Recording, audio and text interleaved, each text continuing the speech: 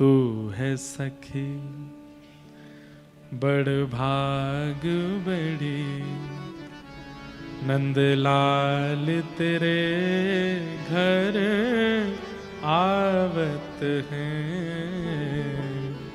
तू है सखी। गाइए सब लोग, भाग बिना ताली के गाओ, ऐसे ही गाओ। नंदलाल तेरे घर आवत है। कुम्मन दास जी कहते हैं वो बड़भागी हैं जिनके घर ठाकुर जी स्वयं चल के आ जाते हैं। तू अपनो श्रृंगार करत है, तू अपनो श्रृंगार करत है। ये दर्पण हाथ दिखावत है, दर्पण हाथ दिखावत है। तू है सखी बड़ भाग बड़ी, गोपाल तेरे घर आवत हैं।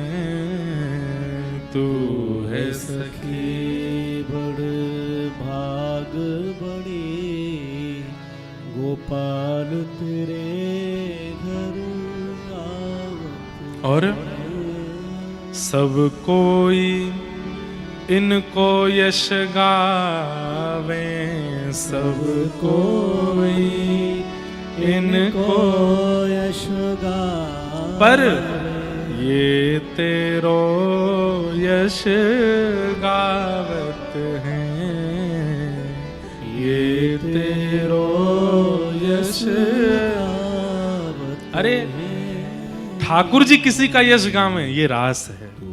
ठाकुर जी किसी के घर आ जाएं, ये रास है। आप अपने केश काट रहे हो, ठाकुर जी दर्पण दिखा रहे हैं, ये रास है। आप भोजन बना रहे हो, ठाकुर जी नमक पधरा रहे हैं, ये रास है। कैसे कैसे भक्तों के संग ठाकुर जी ने लीला की। जनाबाई, नाम सुना जनाबाई का?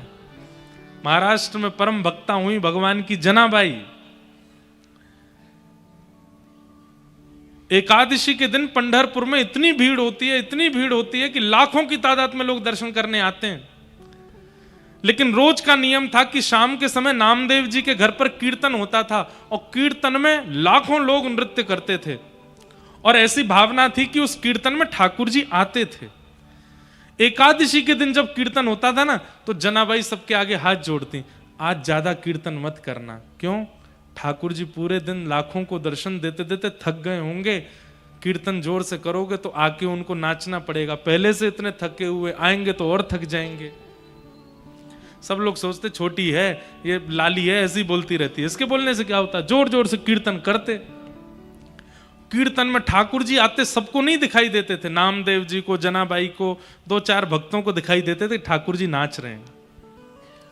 अब यहां मराठी समझे नहीं, हमसे मराठी गवे भी नहीं, अच्छे अच्छे अभंग हैं महाराष्ट्र के। अगर आप हमसे पूछें कि भारतवर्ष में कश्मीर से कन्याकुमारी तक किस प्रांत के भक्तों पर आप न्योछावर हैं, हम तो महाराष्ट्र के भक्त। अद्भुत भक्त हैं महाराष्ट्र के। ऐसी भक्ति, इतने सरल और इतने सहज भक्त हैं महाराष्ट्र के।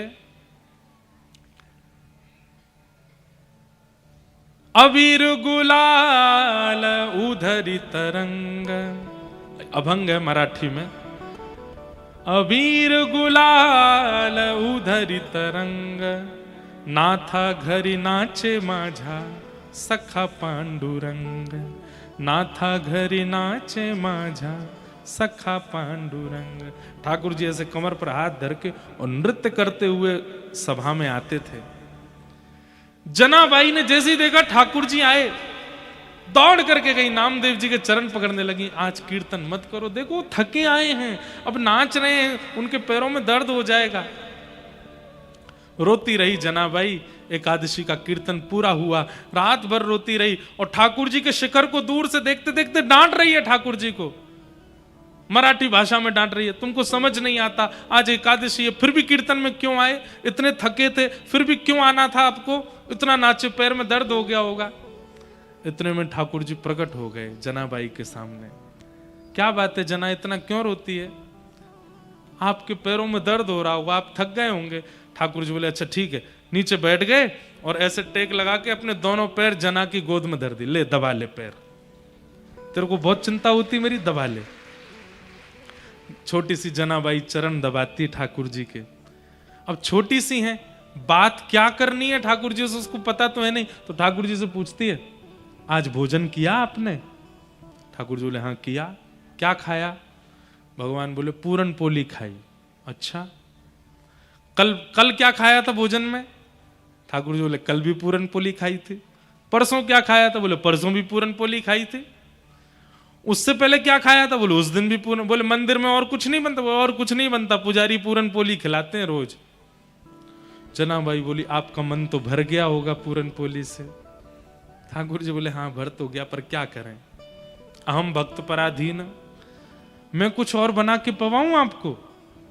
ठाकुर जी बोले तुम बनाओगी? बोले हाँ, लेकिन आपको मेरी सहायता करनी पड़ेगी, अब मैं छोटी सी हूं, अकेली कैसे बनाऊंगी? ठाकुर जी बोले क्या करना है बताओ? बोले जाओ वहां से लकड़ी उठा लाओ।